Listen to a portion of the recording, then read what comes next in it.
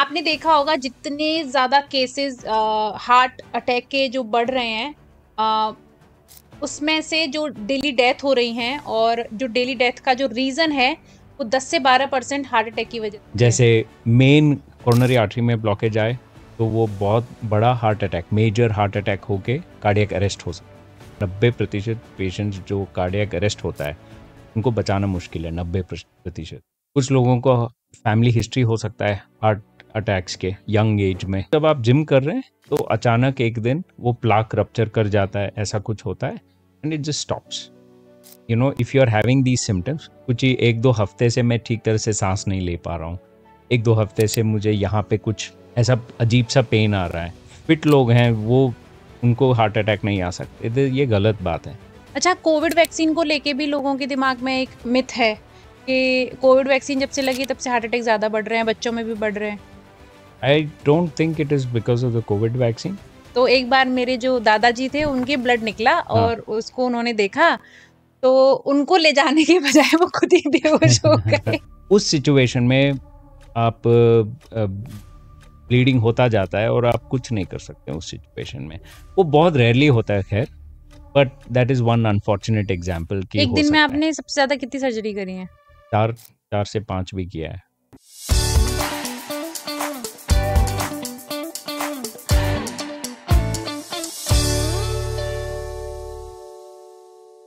Hello नमस्ते, मेरा नाम है मानवी और आप देख रहे हैं द सोशल लाइट। आपने देखा होगा जितने ज्यादा केसेस हार्ट अटैक के जो बढ़ रहे हैं, अ, उसमें से जो डेली डेथ हो रही हैं और जो डेली डेथ का जो रीजन है वो 10 से 12% हार्ट अटैक की वजह। आज हमारे साथ हैं डॉक्टर निरंजन हिरेमठ, जो हार्ट सर्जन हैं, और आज हम उनसे जानेंगे कि ऐसी जो अ, जो बढ़ रहा है ये रेशियो, वो क्यों बढ़ रहा है, और भी बहुत सारे जो मिथ हैं हार्ट को लेके वो भी हम क्लियर करेंगे। बहुत बहुत स्वागत है आपका। Thank you for. तो डॉक्टर, सबसे पहले तो मुझे ये जानना है, एक बेसिक अंडरस्टैंडिंग एक लोगों के पर्सपेक्टिव से, कि हार्ट अटैक होता क्या है? देखिए, जब लोग बोलते हैं कि कोई हार्ट अटैक से मर गया, एक उसमें दो चीज़ें भी आ सकती हैं। हार्ट अटैक बहुत ब्रॉड टर्मिनोलॉजी होता है। एक टर्मिनोलॉजी है जो कार्डियक अरेस्ट होता है और एक होता है हार्ट अटैक। कार्डियक अरेस्ट का मतलब जब दिल अचानक धड़कना बंद कर देता है, और हार्ट अटैक जो होता है, कार्डियक अरेस्ट हो सकता है हार्ट अटैक में। और मैं डिफरेंस एक बार बताना चाहता हूँ कि हार्ट अटैक में जो खून के नसें होते हैं, जो हार्ट पे हम कोरोनरी आर्टरीज बोलते हैं, उसमें अगर ब्लॉकेजेस आए, ओके। जैसे मेन कोरोनरी आर्टरी में ब्लॉकेज आए तो वो बहुत बड़ा heart attack, major heart attack होके कार्डियक अरेस्ट हो सकता है। अगर छोटे से खून के नली में कोई ब्लॉकेज आए तो उसको माइनर हार्ट अटैक या जस्ट हार्ट अटैक हम बोल सकते हैं, जो it may not lead to a cardiac arrest. अगर टाइमली इंटरवेंशन हो जाए then the patient can be completely all right for the rest of his life. तो लेकिन कार्डियक अरेस्ट जो होता है वो अनफॉर्चुनेट सिचुएशंस में होते हैं जहाँ पे प्री एग्जिस्टिंग कार्डियक कंडीशंस जो लोगों को पता नहीं होता है वो होते हैं। अगर हम यंग लोगों के बारे में बात करें, जैसे एथलीट्स वगैरह, जब हम देखते हैं कि फील्ड पे सडनली कोलैप्स हो जाते हैं, उनमें प्री एग्जिस्टिंग कार्डियक कंडीशन हो सकता है।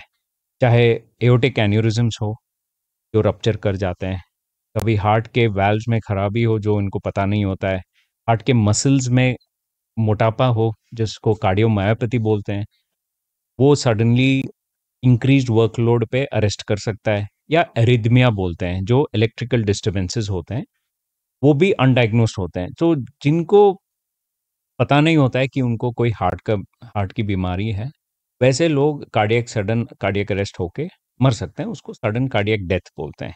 Heart attack is a completely different entity, Okay. जहाँ पे दिल के नसों में, खून के नसों में ब्लॉकेजेस हो सकते हैं।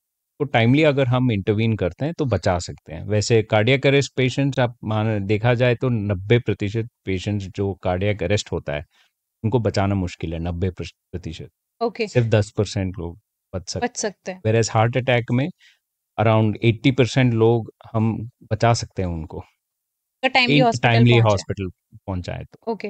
अच्छा डॉक्टर, क्योंकि अभी आपने बोला कि एथलीट भी जब रप्चर कर जाता है हार्ट तो वो डेथ हो सकती है। अभी कुछ जैसे राजू श्रीवास्तव, जो थे कॉमेडियन थे और उन्होंने जिम के दौरान उनकी डेथ हुई। एक सिद्धार्थ थे, उनकी भी शायद कुछ जिम कर रहे थे उसकी वजह से, मतलब कुछ बढ़ते हुए टाइम में हम लोग ये सुनते आ रहे हैं कि जिम करते टाइम उसकी डेथ हो गई। करेक्ट। तो वो इसका क्या रीज़न हो सकता है? जिम रिलेटेड डेथ्स जो होते हैं उसमें दो चीज़ें हमें देखनी है। एक है पेशेंट का हिस्ट्री, मेडिकल हिस्ट्री हमें कुछ पता नहीं होता है कि ये जो भी सेलिब्रिटीज़ या हमारे नोन पीपल होते हैं जो जिम में अचानक कोलैप्स कर जाते हैं, उनके प्रीवियस हिस्ट्री हमें पता नहीं होता है या उनको खुद को पता नहीं होता है।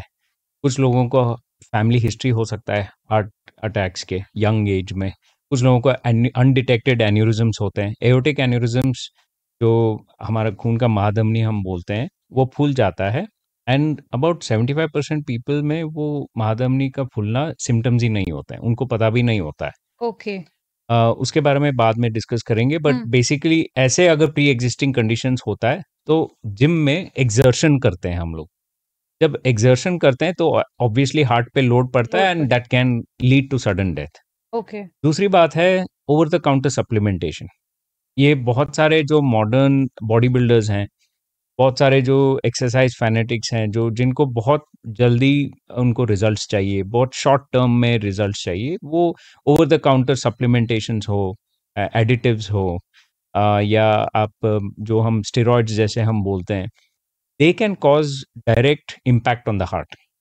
जैसे कार्डियोमायोपैथी, कोरोनरी आर्टरी डिजीज, मतलब 30 वर्षीय लोगों में आप कोरोनरी आर्टरीज डिजीज देख सकते हैं, मतलब ब्लॉकेजेस देख सकते हैं जो स्टेरॉयडल यूज करते हैं ओके, एंड उनको पता भी नहीं होता है क्योंकि it silently builds up inside. और जब आप जिम कर रहे हैं तो अचानक एक दिन वो प्लाक रप्चर कर जाता है, ऐसा कुछ होता है एंड इट जस्ट स्टॉप्स। तो हमें सिर्फ ये सुनने को मिलता है कि ये मर गया, ये गुजर गए, but nobody knows the reason. क्या हम ऑटोप्सी करते हैं? नहीं करते हैं। उनका मेडिकल हिस्ट्री पता है? नहीं पता है।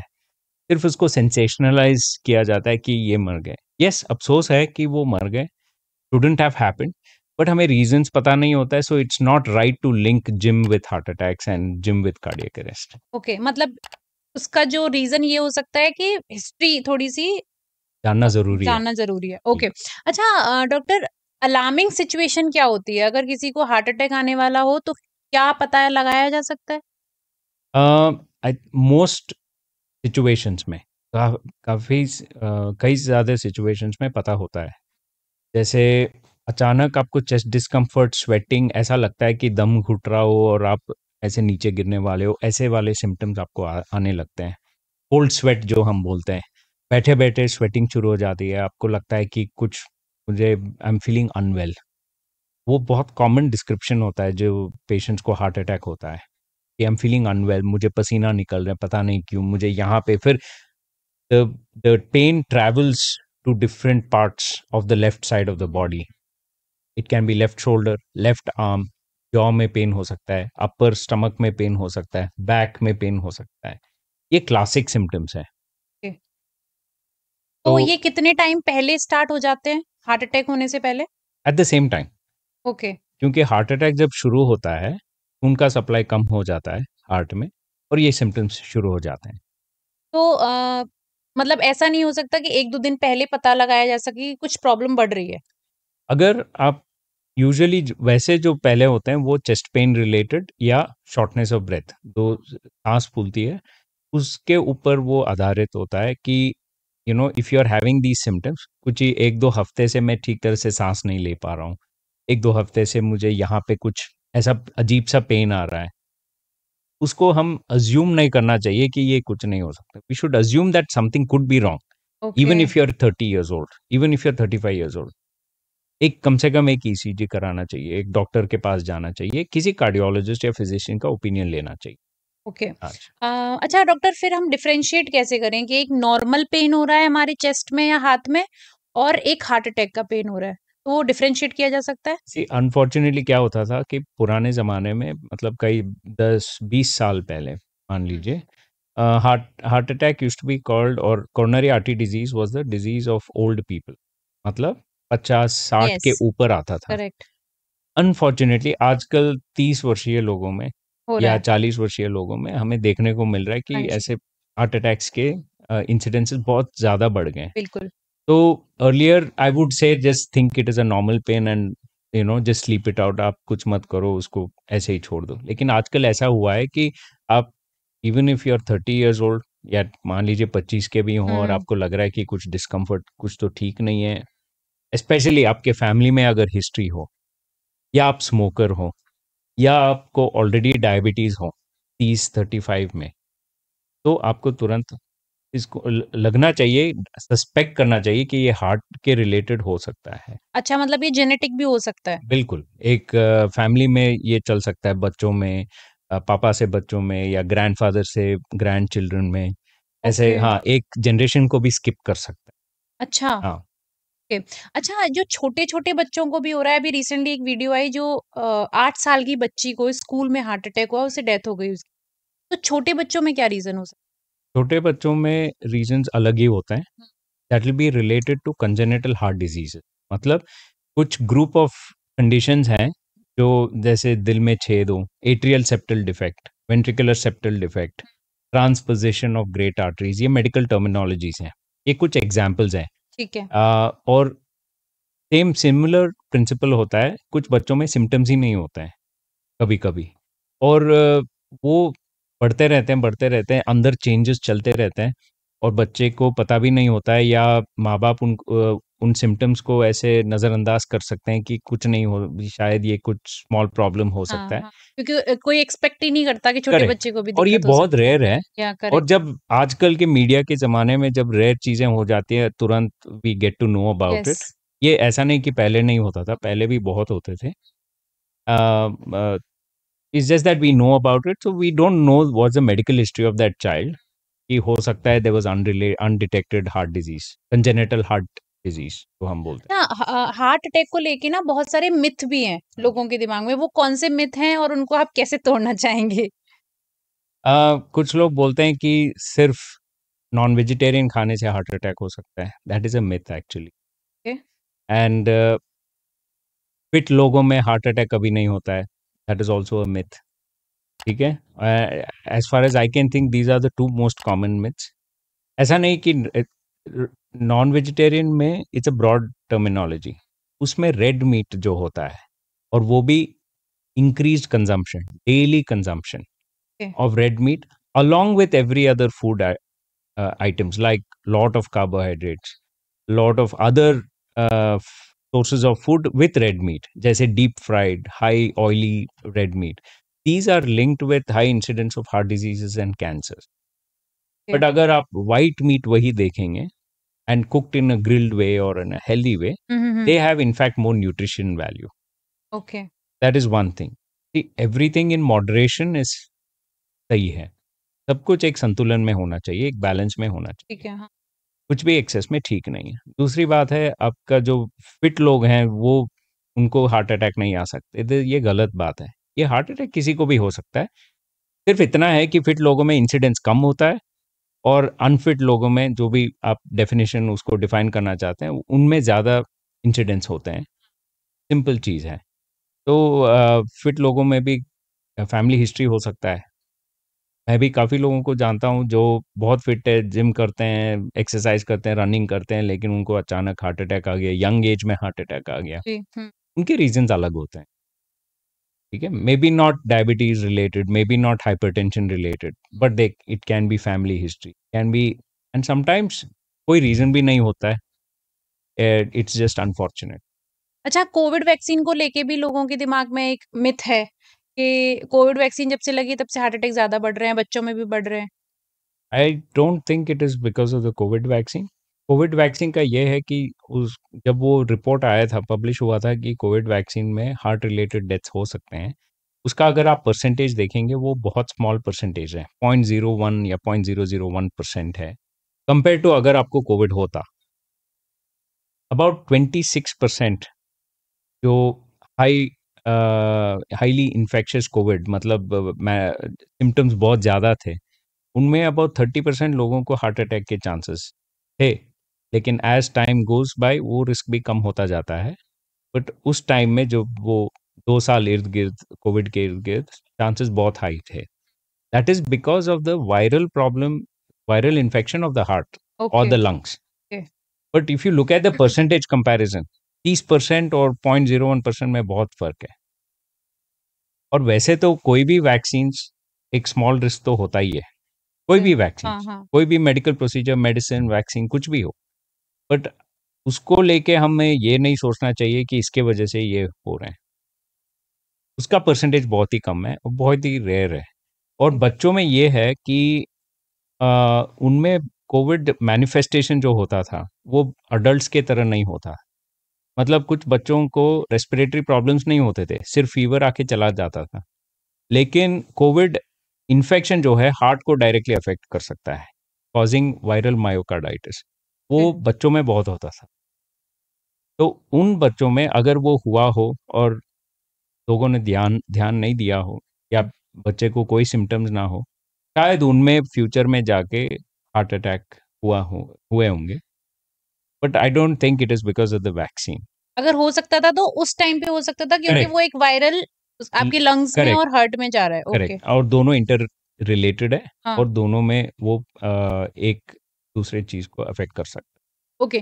तो अभी जो कन्वर्सेशन हुई डॉक्टर आपने बताया कि ऐसा नहीं होता कि सडन एकदम से कुछ हुआ। है। या मतलब एक कोई प्रॉब्लम बहुत पीछे से चली आ रही है, उसकी करेक्ट। वजह से एक हार्ट अटैक होता है। जैसा कि हम लोग मूवी में देखते हैं कि कोई जैसे किसी ने कोई ऐसी बात बोली और उसकी वजह से उसको हार्ट अटैक आ गया। तो it can be the reason कि किसी एकदम से किसी को स्ट्रेस मिला उसकी वजह से भी हार्ट अटैक आ सकता है? एब्सोल्युटली वो हो सकता है। Okay, it's called a broken heart syndrome बोलते हैं उसको। जैसे एक बहुत एंजाइटी वाली चीज आप सुनते हो, तो आपका ब्लड प्रेशर अचानक बढ़ भी सकता है, या अचानक हाइपोटेंशन भी हो सकता है, या आपका हार्ट रेट बढ़ सकता है अचानक। आपके जो हार्मोन्स हैं, स्ट्रेस हार्मोन्स, आपके एड्रेनलिन लेवल्स बढ़ सकते हैं। उससे क्या होता है कि अगर उन जैसे बुजुर्गों में बोलते हैं कि यार आप बैड न्यूज़ मत देना हाँ, उनको। हाँ। अगर उनमें pre existing undetected cardiac problems हैं, तो ये जो चेंजेस होते हैं उस एंजाइटी के टाइम में, वो सडन हार्ट अटैक्स या सडन कार्डियक अरेस्ट कॉज कर सकते ओके। अच्छा, ऐसे भी कोई टेस्ट होते हैं जो हर सबको करा लेना चाहिए 6 महीने में या 1 साल में कि आपके हार्ट की स्थिति कैसी है वो उसके हिसाब से? हैं। देखिए, एक अगर आपको फैमिली हिस्ट्री है, जी। यूजुअली ये जो family history of heart attacks और हार्ट डिजीजेस होते हैं, they will be linked with cholesterol levels, familial cholesterol levels. मतलब फैमिली में हाई कोलेस्ट्रॉल लेवल्स भी हो सकते हैं, जो फ्यूचर जनरेशन्स में भी हाई कोलेस्ट्रॉल लेवल्स शुरू से ही बढ़ते हैं, यंग एज से। तो एक है कोलेस्ट्रॉल लेवल्स आपको चेक करते रहना चाहिए हर 6 महीने, स्पेशली अगर आपको फैमिली हिस्ट्री या आप 35 के ऊपर है। कोलेस्ट्रॉल कितना होना चाहिए? जैसे टोटल कोलेस्ट्रॉल जो होता है 200 के अंदर होना। मेल फीमेल दोनों? अब मेल फीमेल दोनों वो पैरामीटर्स होते हैं।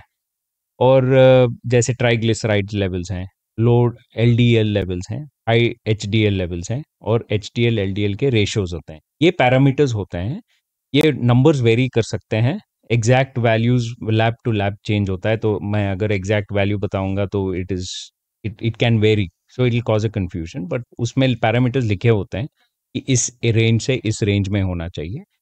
जैसे हम अगर बोलते हैं लो डेंसिटी लाइपोप्रोटीन्स, जो बैड कोलेस्ट्रॉल हम बोलते हैं, तो they can cause what is a increase risk of heart attacks. और ट्राइग्लिसराइड लेवल्स अगर बढ़ते हैं, they can cause increase levels of heart attacks. Apoprotein levels बोलते हैं हम, अपोप्रोटीन लेवल्स अगर हाई हैं तो they can cause increase risk of coronary artery disease. ऐसे चीजें होते हैं। तो कुछ ब्लड मार्कर्स होते हैं that can predict if you are at risk of getting heart attacks और नॉट। और वो 6 महीने में करा लेना चाहिए? Better to get every 6 months, और 40 के बाद आप हर साल भी करा सकते हैं एज ए जनरल चेकअप। और एक वो होता है, और दूसरा है ईसीजी। एक करा सकते हैं। ईसीजी में आपको शायद हार्ट अटैक के सिम नहीं दिख सकते हैं, बट एरिथमियाज हो, जैसे skipped heart beats, ventricular ectopics हम बोलते हैं, जैसे एरिथमियाज जो हम बोलते हैं, इरेगुलर हार्ट बीट्स, वो दिखते हैं ईसीजी में। और एको, एको हम करा लेना चाहिए every year, after 40 every year, और every 2 years, and after 35 once in 2 years or 3 years is also okay। कि एक बार एको में क्या पता चलता है, आपका हार्ट के मसल ठीक तरह से काम कर रहे हैं कि नहीं, और आपके हार्ट के वाल्व्स ठीक तरह से काम कर रहे हैं कि नहीं।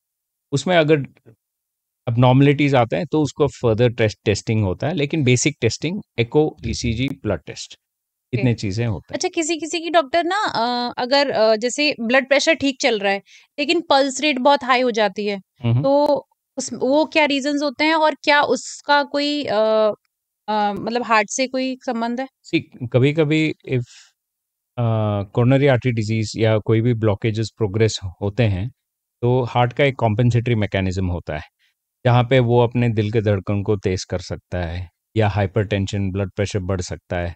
ये सारे कुछ क्या बोलते हैं, प्रोड्रोमल सिम्टम्स हो सकते हैं, या साइंस हो सकते हैं कि एक हार्ट अटैक होने वाला है या ब्लॉकेजेस हो रहे हैं। इसकी ध्यान देना चाहिए इसके ऊपर, इसका टेस्ट करा लेना चाहिए, जैसे सीटी एंजियोग्राम हो, वो चीज़ें। But basically these are all warning signs. Okay. हाँ, किसी-किसी बच्चे की क्या होता है कि ब्लड प्रेशर ठीक चल रहा है, लेकिन हार्ट रेट हमेशा बहुत ज़्यादा बढ़ी रहती है।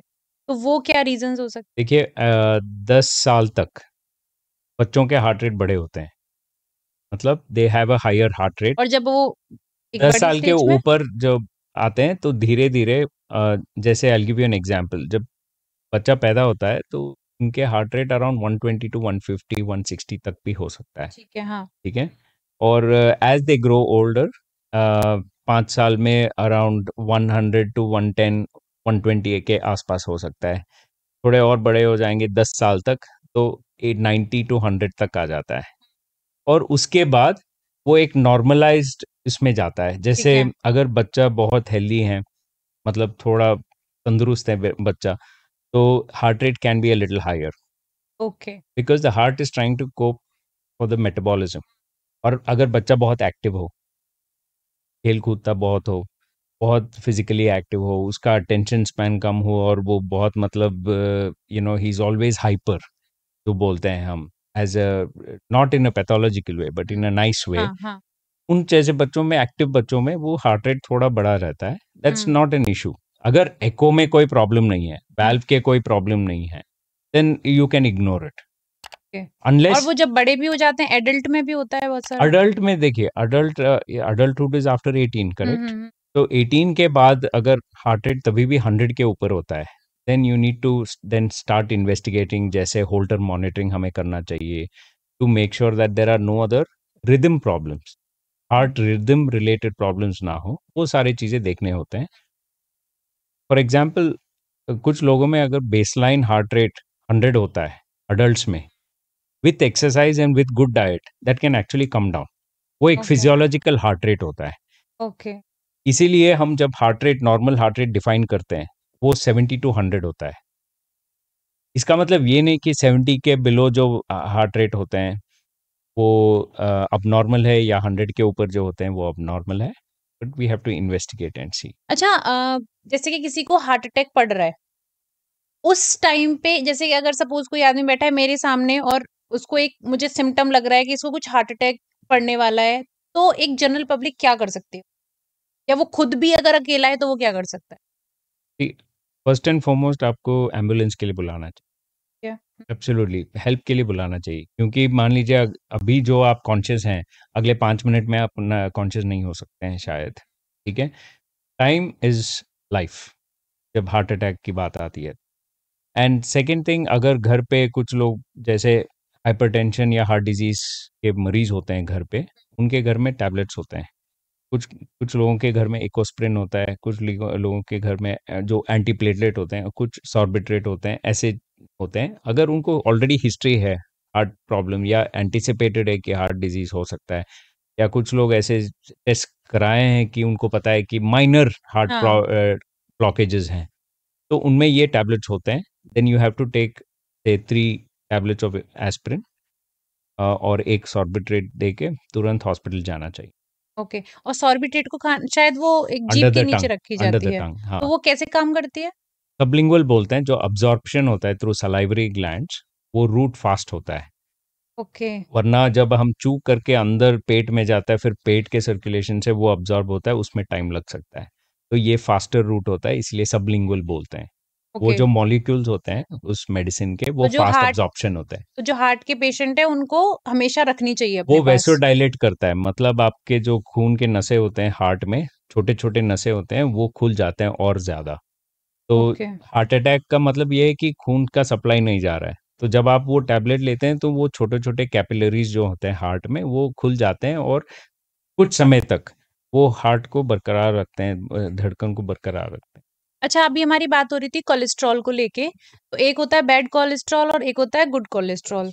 तो एक तो मुझे इन दोनों में डिफरेंस पता करना है, और दूसरा ये जानना है कि ऑयल को लेके बहुत बोला जाता है कि ऑयल से कोलेस्ट्रॉल बढ़ता है, या घी से बहुत कोलेस्ट्रॉल बढ़ता हाँ है, जी। उसके बारे में। बैड कोलेस्ट्रॉल इज, मैं सिंपल भाषा में समझाता हूँ। Bad cholesterol is linked with coronary artery disease, hmm. मतलब जो ब्लॉकेजेस होते हैं वो increase level of bad cholesterol और इंक्रीज लेवल ऑफ ट्राइग्लिसराइड्स के वजह से, या टोटल कोलेस्ट्रॉल ही देख लीजिए, तो उसके वजह से बढ़ता है। टोटल कोलेस्ट्रॉल भी जो है वो not because you eat oil और you eat fat, it is because of overall increased food consumption more than what you can burn, that will cause increase total cholesterol. Not just, it's not related आप fat खाए तो fat आ गया, ऐसा नहीं होता है। एक लिवर में एक मेटाबॉलिज्म होता है, जो आप फूड खाते हैं उसके ऊपर डिपेंड करता है कि अगर आप ज़रूरत से ज़्यादा, आपके जो कैलोरी रिक्वायरमेंट उससे ज़्यादा आप खाने लग गए, तो वो फैट डिपोजिशन में कन्वर्ट करने लगता है और डिपॉजिट करता है, वो फ्रीली भी मूव होते हैं ब्लड में। तो वो चीज़ें टोटल कोलेस्ट्रॉल के पास वो जो बोलते हैं, that increases the risk of heart attacks, it's अच्छा, तो डायरेक्टली ऑयल लिंक्ड। कौन सा यूज करना चाहिए as a heart surgeon? General public को घी यूज करना चाहिए, क्योंकि आजकल बताया जा रहा है कि घी बहुत अच्छा होता है। पहले ये बताया जाता कि ये रिफाइंड भी अच्छी होती है, अब बोला जा रहा है कि रिफाइंड बहुत खराब है। देखिए, फ़र्क समझना इम्पोर्टेंट है। हाँ। अगर मैं अब बोल देता हूँ कि घी इज़ गुड, तो लोग दबा-दबा के घी खाते हैं। मतलब teaspoon becomes tablespoon, tablespoon becomes a बोल, ठीक है? तो moderation, anything in moderation is good. जैसे 2 टीस्पून्स और maximum 3 teaspoons of ghee in a day is enough. मतलब 1 चम्मच आप सुबह में या दोपहर में के खाने में ऐड हुँ। करके खा सकते हो, वो मॉडरेशन होता है। अगर आप उसको भी बहुत ज़्यादा खाते हो, that is also bad for you, ठीक है? और रिफाइंड और अनरिफाइंड, देखिए रिफाइंड एक तरह के, अगर आप देखा जाए why refined came into the picture, it increases shelf life, आपके जो यूसेज होते हैं उसका जो बाई प्रोडक्ट होता है, कार्बन बाई प्रोडक्ट, वो कम होते थे रिफाइंड के साथ। But it also would allow you to reuse some of this oils. And oil जब आप रीयूज करते हैं तो वो कार्बन कंटेंट बढ़ता है ऑयल में, और उसके कारण कैंसर कार्सिनोजिक जो आइटम होते हैं, वो पॉइजनस मटेरियल होता है जो बर्निंग से आता है, वो बढ़ता जाता है हर टाइम आप जब ऑयल को रीयूज करते हैं। Okay. But at the same time अभी कोल्ड प्रेस्ड ऑयल्स आते हैं। जैसे आप गए, cold pressed oil, fresh cold pressed oil लेके आए, खाने में इस्तेमाल किए, जितना चाहे उतना इस्तेमाल किया, बाकी उसको आप डिस्कार्ड कर दिया, फिर नया फ्रेश लिया आपने अगले दिन, ऐसा आप यूज़ कर सकते हैं। इसमें सबसे लीस्ट कॉम्प्लिकेशंस हो सकते हैं, या सबसे लीस्ट प्रॉब्लम्स हो सकते हैं, जैसे अनरिफाइंड हो, लेकिन शेल्फ लाइफ कम होता है तो उसको आपके बहुत जल्दी। अकॉर्डिंग सही क्या चीज़ यूज़ करनी चाहिए? घी, रिफाइंड या सरसों का तेल? Try to use as much organic as possible, सरसों का तेल, ऑलिव ऑयल, और ये जो cold pressed oil, ground peanut oil जो हम बोलते हैं, वो सारे हुँ। अच्छे हैं। बट अच्छा, again they all in moderation, सब कुछ ऐसा नहीं कि तेल फ्लोट होना चाहिए खाने में, इट शुड तो जस्ट बी फॉर कुकिंग। मैंने एक वीडियो पे देखी थी, उसमें बताया गया था कि जो कोलेस्ट्रॉल है, हम्म, उसका बढ़ने का रीज़न ऑयल ही नहीं है। नहीं, ऑयल से तो सिर्फ़ ट्राइग्लिसराइड बढ़ता है, एग्जैक्टली। और जो कोलेस्ट्रॉल है वो दूध, दही या रेड मीट से बढ़ता है। रेड मीट से, दूध दही से, और इंक्रीज्ड कार्बोहाइड्रेट इनटेक से भी बढ़ता है, क्योंकि वो कन्वर्ट होता है। हाँ, तो ओवरऑल अगर अब मान लीजिए एक आपने दावत पे किसी ने बुला लिया आपको, आप एक थाली खा रहे हैं, उसमें सब कुछ है, मतलब रोटियां इतने भर भर के, राइस इतना भर भर के, फिर उसमें मिठाई भी है, उसमें ये हर तरह की चीजें होते हैं। अगर वो सब आप उस तरह के खाने आप ऑफ्टन खा रहे हो, मतलब हर 2 दिन हर 3 दिन खा रहे हो, वो बहुत ज्यादा है। तो बॉडी क्या करता है, उसको कन्वर्ट करके आपको फैट जैसा स्टोर करके फिर आपका टोटल कोलेस्ट्रॉल बढ़ता है। ओके। अच्छा डॉक्टर, 5 थिंग्स ऐसी बताइए जो अवॉइड कर सकती है heart attack. Exercise number one. Exercise मतलब ये नहीं कि आपको जिम जाना चाहिए, any form of physical activity. Okay. If you can cycle, आप साइकिल कीजिए।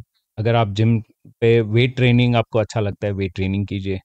बच्चों के साथ खेलना अच्छा लगता है, वो कीजिए। स्किपिंग कीजिए, स्विमिंग कीजिए, कुछ भी हो। 45 minutes every day without fail. एक होता है कंसिस्टेंसी और क्वालिटी ऑफ एक्सरसाइज, ये दोनों होना चाहिए। ऐसा नहीं कि ऐसे टहलते चले गए 45 मिनट्स तक, एक पसीना भी नहीं छूटा, then that is of no use, और rather of little use I would say. तो एक्सरसाइज। सेकेंड है, watch your diet. I am not going to say that you stop eating sweets और यू स्टॉप ईटिंग थिंग। सब कुछ moderation में होना चाहिए। जैसे अब अगर आपने, एग्जाम्पल देता हूँ, आज एक दो समोसे खा लिए, ऐसा नहीं कि रोज हम चाय पे वही समोसे खा रहे हैं, वही खाते जाएं, तो हमारा भी बॉडी वेट बढ़ता जाएगा और क्वालिटी फूड इनटेक कम हो जाता है। तो always make sure you focus on quality of food, that is number three. Quality of food मतलब एज मच एज पॉसिबल घर का खाना। मतलब आप पैक करके लेके जाओ या तो घर पे खाओ, लेकिन बना के खाओ।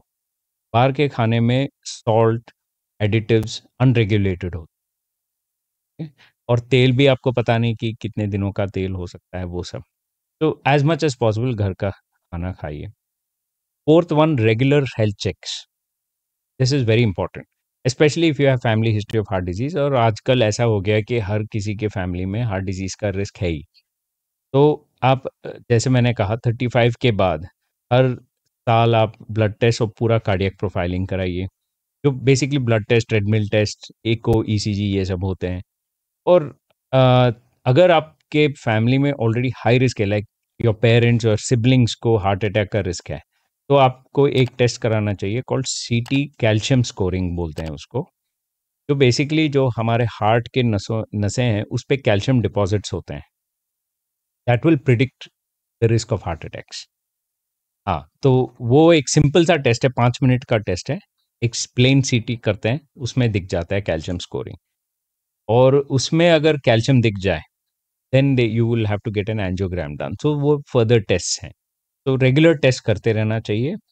एंड फिफ्थ, अगर मैं बोलूँ तो आई वुड से look after your friends and family around you. Watch out for it. Sometimes हम खुद अपना ध्यान नहीं देते हैं, लेकिन दूसरों पे ध्यान रहता है, जैसे एक हस्बैंड वाइफ हो या करेक्ट। सिबलिंग्स हो। तो make sure that they are healthy और दे ईटिंग हेल्दी और they following a healthy lifestyle. किसी के भी हेल्दी हार्ट का क्या साइन है? एक steady constant resting heart rate. It can B 60, it can B 70, it can B 80, but steady, जो ज़्यादा फ्लक्चुएट ना होता हो। People who can climb at least 2 flights of stairs before, जो सांस नहीं फूलना चाहिए उनका, 2 फ्लाइट्स ऑफ स्टेयर्स आसानी से चढ़ चढ़ सकते हैं, वो एक सब्जेक्टिव टेस्ट है। और बेसिकली आसानी से ना थके। जैसे घर पे आप कुछ 5-10 मिनट के लिए आप घर का काम कर लिया या बच्चों के साथ खेल लिया, आपको ऐसा नहीं लग रहा है कि दम घुट रहा है अभी, यार मैं अभी गिरने वाला हूँ। That is, those are all signs and symptoms of healthy heart. Healthy heart. तो डॉक्टर, ये तो सारी बात हो गई हार्ट की बेसिक। मुझे जानना है कि आपका जो स्पेशलिस्ट हैं, मतलब जो आप हार्ट की जो सर्जरी करते हैं, वो प्लीज बताइए के बारे में। एज सच हार्ट सर्जन्स जो बाकी सब बाईपास करते हैं, वाल्व रिप्लेसमेंट्स, वो सब मैं तो करता ही हूँ। लेकिन उससे ज़्यादा और मेरा स्पेशलिटी है स्पेशली हार्ट वाल्व्स को कैसे रिपेयर करते हैं। देखिए, अभी मोस्ट कॉमनली जो हम सर्जरी करते हैं, एक होता है बाईपास या वाल्व रिप्लेस करते हैं, मतलब आर्टिफिशियल वाल्व ला देते हैं। लेकिन कुछ लोगों में ऐसा होता है कि उस वाल्व को हमें चेंज ना करना पड़े, उसी को रिपेयर करके ठीक करके वापस पेशेंट को ठीक कर सकते हैं। उससे क्या होता है कि कई सारे मेडिसिन कम हो जाते हैं आपके, and the patient is at in a much healthier state than a patient who had a valve replacement. वो एक मेरा स्पेशलिटी है। और दूसरा, I do something called aortic surgery. मतलब ये जो महाधमनी होता है, ये मेन आर्टरी, खून का जो नल होता है, नस होता है, तो वो हार्ट के बाहर आके पीछे घूम के फिर पूरे बॉडी में वो सप्लाई करता है। It's like the main highway system. तो उसमें प्रॉब्लम्स आते हैं जैसे एन्यूरिज्म्स और डाइसेक्शंस, मतलब वो फट भी सकते हैं अचानक बिना कोई कारण के, especially in patients who are hypertensive, जो हाई ब्लड प्रेशर हो, डायबिटीज़ हो, उन जैसे लोगों में वो फट सकता है, और हाई कोलेस्ट्रॉल भी कारण हो सकता है। तो I deal in those kind of surgeries, काफ़ी कॉम्प्लिकेटेड होते हैं, जो डू और डाई सिचुएशन में पेशेंट्स आते हैं मेरे पास, तो I am a specialist of that. I would like to call myself as a hybrid cardiac surgeon, मतलब एज अ कार्डियक सर्जन मैं ना ही ओपन हार्ट सर्जरी करता हूँ but also minimally invasive surgeries करता हूँ, जहाँ पे मैं स्टेंट्स लगाता हूँ इस महाधमनी में, एओर्टा में, उस स्टेंट ग्राफ्ट बोलते हैं, या मैं टैवी करता हूँ जहाँ पे बिना सर्जरी के वाल्व रिप्लेस होते हैं सिर्फ एक तार से। अच्छा। हाँ जी। अच्छा डॉक्टर, क्योंकि जब आप एक डॉक्टर हैं और आपके ऊपर एक बहुत बड़ी रिस्पॉन्सिबिलिटी होती है किसी की जान बचाना। जब आप ओटी में जाते हैं, तो कितना अलर्ट होना पड़ता है और उस अलर्ट होने के लिए आप क्या खाते हैं?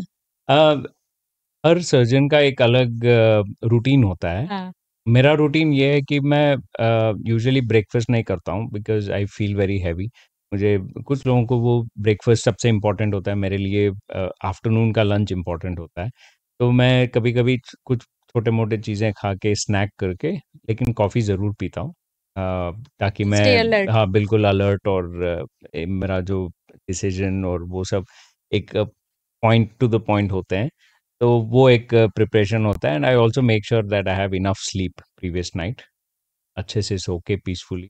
और मैं कुछ या तो म्यूजिक सुनता हूँ, ऐसा कुछ करता हूँ कि I keep my mind distracted. अच्छा, तुरंत जब जब सिर्फ़ आपको पता है कि बस अब 5 मिनट में मुझे जाना है और सर्जरी करना है, उस समय दिमाग में क्या चल रहा होता है और उस मतलब उसको अलर्ट करने के लिए आप क्या करते हैं? मैं विजुअलाइज करता हूँ, सब कुछ जो मैं ऑपरेट करता हूँ वो ऑलरेडी मेरे दिमाग में पूरा ऑपरेट हो चुका होता है, मैं सिर्फ जाके एग्जीक्यूट करता हूँ ऑन टेबल। प्रिपरेशन बहुत ज़्यादा होता है, मैं प्रीवियस नाइट या मॉर्निंग में पूरा रिहर्सल हुआ होता है कि मैं ये करने वाला हूँ, ऐसा एक्सपेक्ट कर रहा हूँ, क्योंकि मैं ऑलरेडी इमेजेस स्टडी कर चुका होता हूँ, सीटी इमेजेस ये सब, तो मुझे पता होता है कुछ हद तक 90% की ऐसा ही होता है अंदर। तो मैं पूरा विजुअलाइज करके ऑलरेडी मैं पूरा सर्जरी खत्म कर चुका होता हूँ दिमाग में, just before going into the surgery, ताकि मैं जब सर्जरी कर रहा होता हूँ इट्स ऑल ऑटोमेटेड, उसके बाद सब अपने आप हो जाता है। अच्छा, कभी ऐसा हुआ है आपके साथ कि मतलब स्टार्टिंग में हुआ होगा, अब तो आप एक्सपीरियंस्ड हो गए, कि अचानक से आपने हार्ट देखा और आप फेंट हो गए? ये मेरे साथ तो कभी नहीं हुआ, कभी आपके लेकिन कुछ कलीग लोगों के के साथ? साथ हुआ है। हाँ, हाँ, मैंने देखा है। हाँ, कुछ लोग आते हैं, जैसे मैं जब पीजी कर रहा होता था, या एमसीएच जो हमारी ट्रेनिंग होती है, तब कुछ जूनियर लोग आते थे, अरे मैं तो आराम से देख सकता हूँ, मैं भी, मुझे भी देखना है, मुझे भी देखना है, और हम वार्निंग देते हैं कि देखो, यू कैन फील डिजी, आप फेंट हो सकते हैं। नहीं नहीं, कोई बात नहीं, हम आ जाते हैं। तो वो आके देखते हैं और अचानक दे स्टार्ट फीलिंग रियली डिजी, मुझे बैठना है, मुझे मेरे पर मुझसे नहीं हो रहा है। सो दैट हैज हैपेंड, मेरे साथ नहीं, कभी नहीं हुआ है। मतलब जैसे कि आप तो इतनी बड़ी सर्जरी करते हैं, मैं आपको अपने पिताजी का एग्ज़ाम्पल देती हूँ। जैसे मेरे पापा जो हैं, ब्लड से बहुत डरते हैं, हुँ। कि मतलब वो कुछ भी कर सकते हैं, लेकिन अगर किसी के ब्लड निकल रहा है, तो वो नहीं देख सकते। तो एक बार मेरे जो दादाजी थे, उनके ब्लड निकला हाँ। और उसको उन्होंने देखा, तो उनको ले जाने के बजाय वो खुद ही बेहोश हो गए और 4 लोग उनको उठा के लेके जा कुछ रहे लोगों थे। को होता है, वो डेफ़िनेटली वैसे लोग सर्जन्स नहीं बन सकते हैं, ऑब्वियसली। बट मेरे साथ कभी नहीं हुआ है, and I have always enjoyed. कभी ऐसा हुआ है कि जब आप सर्जरी कर रहे हैं, उस दौरान किसी की डेथ हो जाए या फिर उसके मतलब सर्जरी आफ्टर सर्जरी किसी की डेथ हो जाए और वो क्या फीलिंग होती है?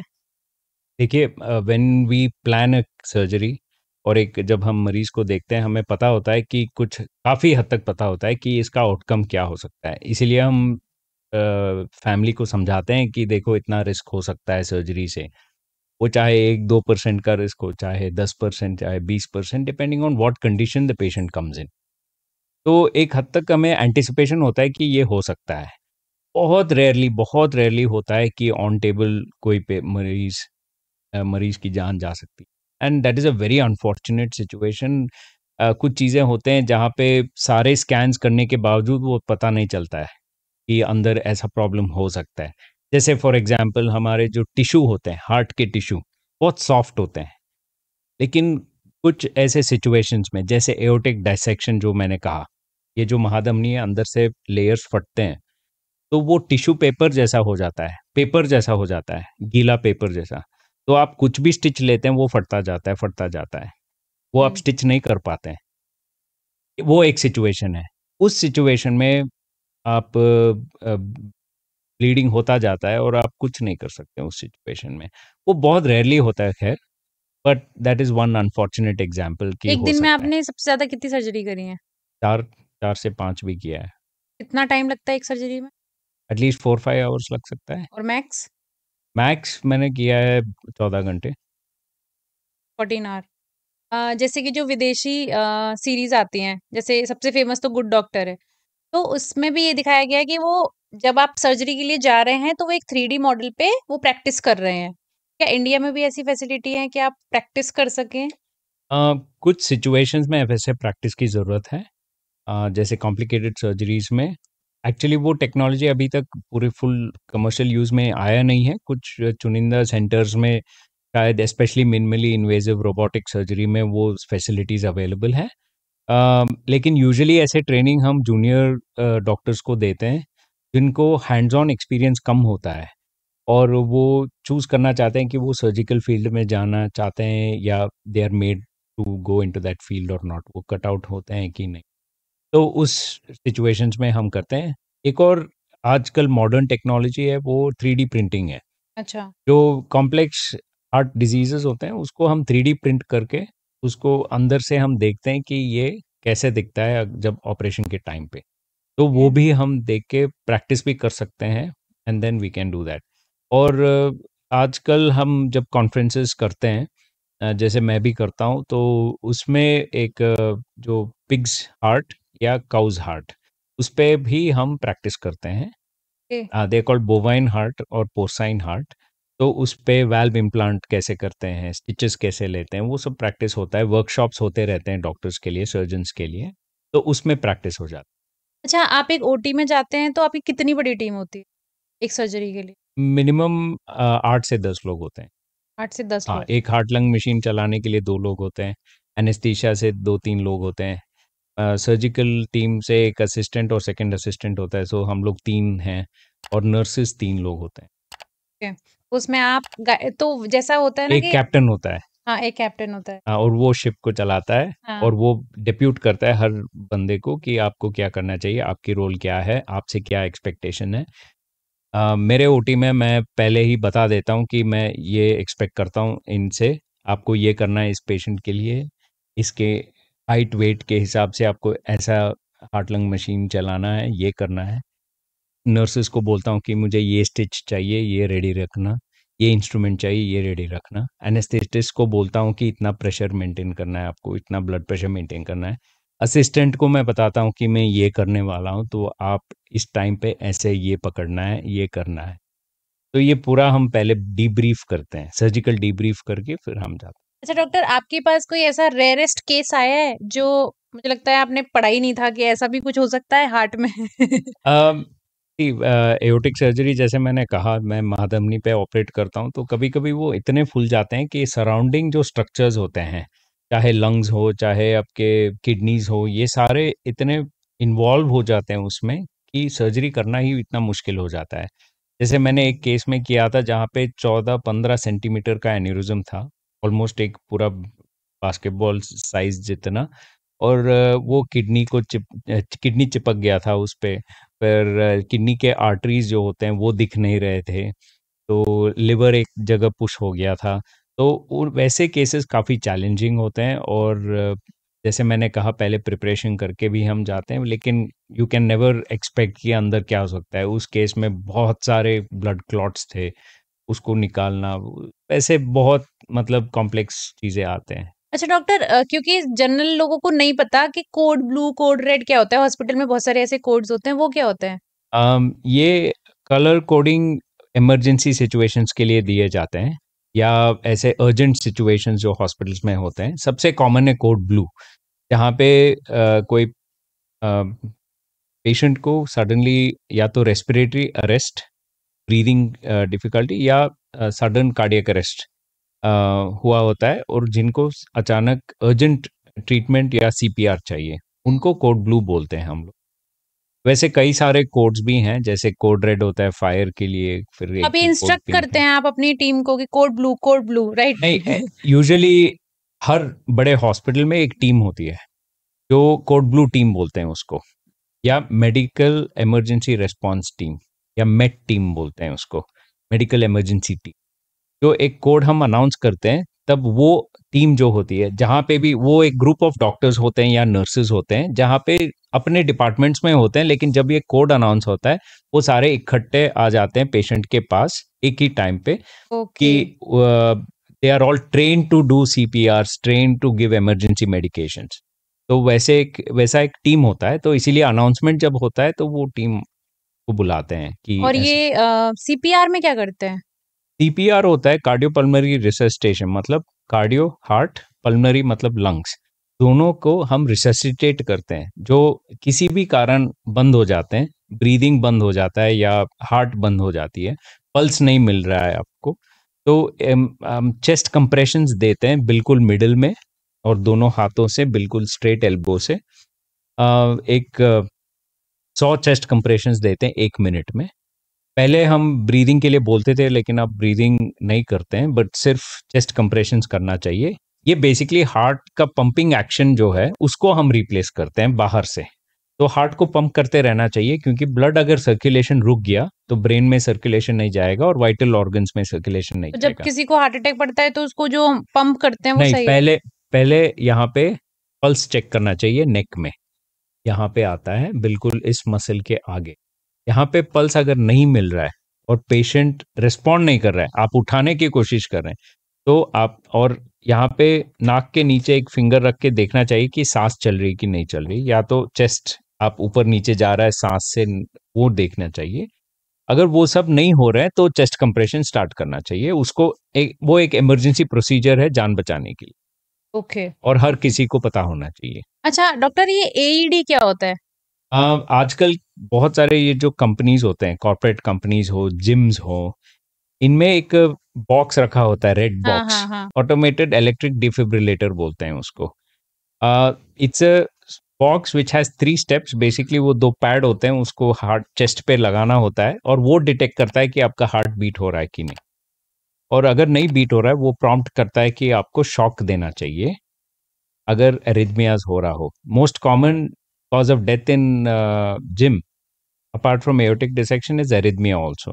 तो अगर एरिथमिया हो रहा हो तो आप एक शॉक दे सकते हैं एक बटन दबाने से, और वो रिवर्ट हो सकता है। अच्छा, किसी को हार्ट अटैक पड़ रहा हो तो क्या पुश करने से उसके हार्ट को उस समय के लिए वो थोड़ा सा बच सकता है, मतलब? हाँ, बच सकता है। समटाइम्स एक कुछ 2 मिनट 5 मिनट के लिए हार्ट रुक सकता है, बट जब आप चेस्ट कंप्रेशंस देते हैं, इट्स लाइक एक फटका मारना जैसा, तो हार्ट रीस्टार्ट भी हो सकता ओके, मतलब कोई भी अगर देख रहा है जनता तो वो कर सकती है। है। यस। तो thank you so much for insightful podcast. अगर आपको ये पॉडकास्ट अच्छा लगा हो तो प्लीज लाइक कर दीजिए, शेयर कर दीजिए, हमारे चैनल को सब्सक्राइब कर दीजिए। जय हिंद।